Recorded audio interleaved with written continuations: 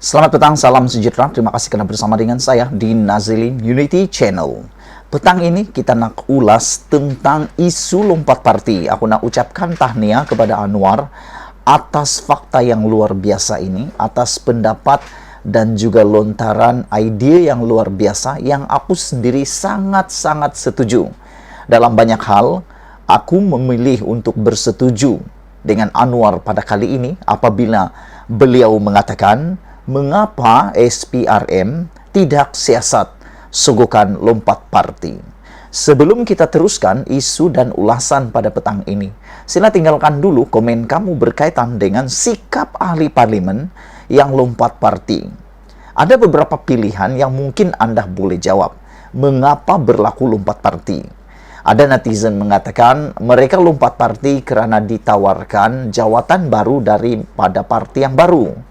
Ada juga yang mengatakan bahwa ahli parlimen maupun adun ini mereka lompat parti kerana atas provokasi atau ugutan tertentu. Ada juga yang mengatakan bahwa ahli-ahli parlimen ini lompat parti kerana mereka kata mereka punya prinsip tidak sama lagi dengan parti yang lama. Ada juga yang mengatakan bahwa mereka lompat parti kerana tertarik dengan prinsip parti yang lain. Ada juga yang lompat parti kerana mereka berpendapat bahwa mereka tidak sesuai lagi dengan pergerakan parti lama tersebut.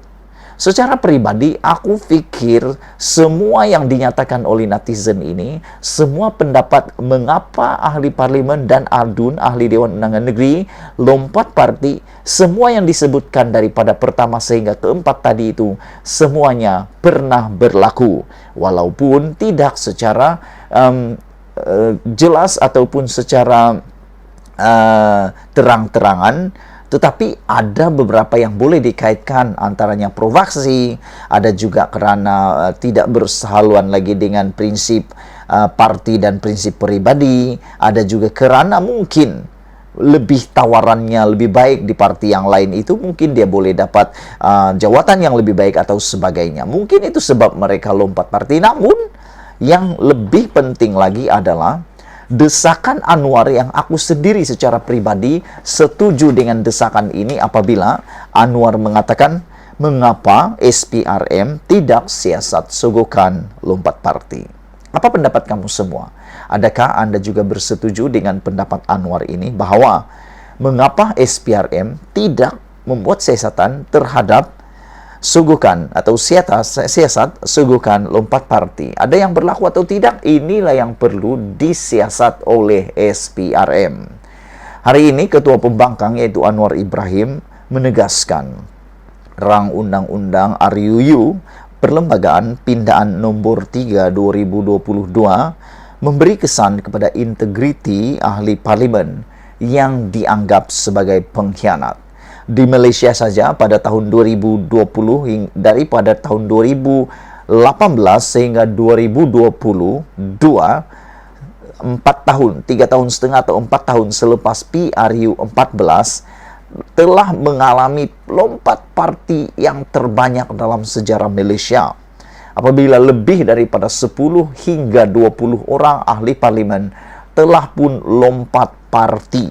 Lompat parti ya, bukan lompat gabungan tetapi lompat parti yang paling teruk menyebabkan langkah Sheraton berlaku dan tumbangnya Pakatan Harapan sehingga legasi kepada ketidakstabilan itu berlaku sehingga pada hari ini.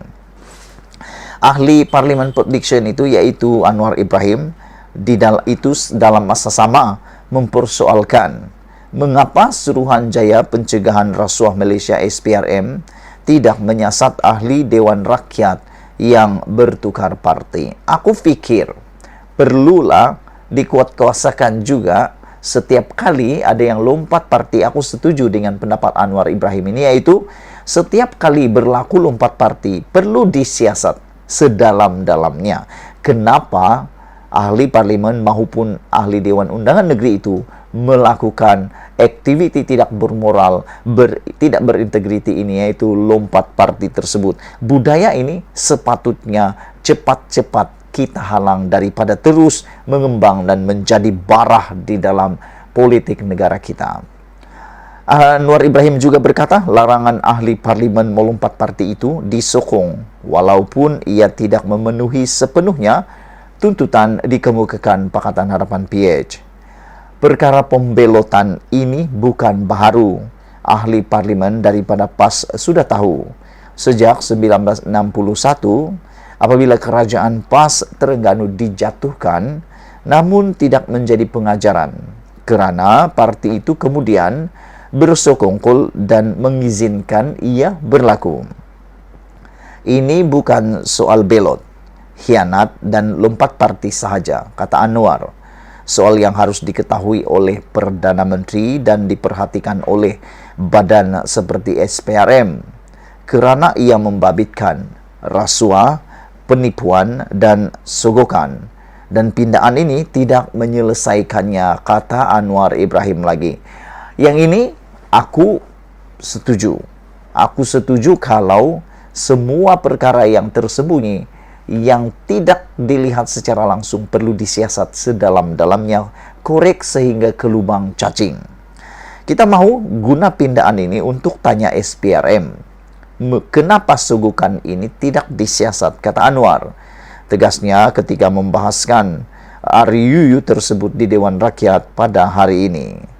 Itulah dia isu yang paling hangat yang dibawakan oleh Anwar Ibrahim.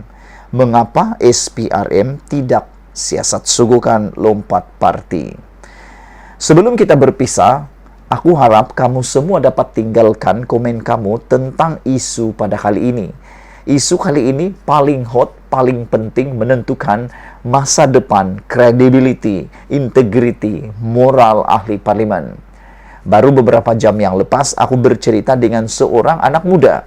Beliau baru berusia 19 tahun dan pada tahun ini beliau layak mengundi apabila PRU 15 akan diadakan tak lama lagi. Satu perkara yang dia katakan kepada saya adalah, buat apa nak mengundi kalau nanti yang diundi akan lompat parti juga? Buat apa nak mengundi kalau akhirnya kalah juga? Sudah menang tapi jadi kalah pula. Inilah persepsi anak-anak muda pada waktu ini. Syukurlah sekarang ini parlimen melalui Perdana Menteri kita yang amat berhormat Ismail Sabri Yaakob sudah mengambil langkah bersejarah di Malaysia apabila bakal hari ini penentuannya diluluskan atau tidak rang undang-undang anti lompat parti ini. Aku berharap, aku berdoa rang undang-undang anti lompat parti ini dapat sokongan lebih daripada yang diperlukan, yaitu 2/3 daripada ahli Dewan Rakyat. Perlu 2/3 daripada ahli Dewan Rakyat. Dan ini penting dalam menentukan kejayaannya. Malaysia kita punya, kita jaga sama-sama, cintai Malaysiaku. Kita jumpa lagi, bye-bye.